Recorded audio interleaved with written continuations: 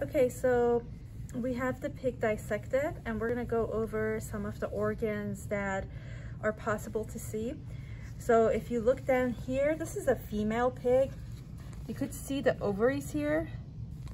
Here's the left ovary over here, and here's the right ovary. These curly tubes, these are the ovarian tubes or fallopian tubes right here.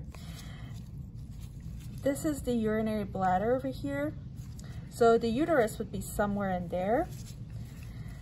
If I pull the intestines back, you could see the kidneys. Here's the left kidney and here's the right kidney.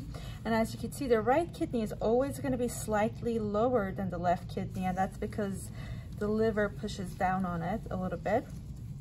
If we look here you can see the ureters right here and right here. Here are the ureters. Here is the small intestine, and you can see how long that is. Here's the large intestine, and most of the absorption of nutrients and water does take place in the small intestine. Moving up, you could see the stomach over here, this pouch over here. This is the stomach.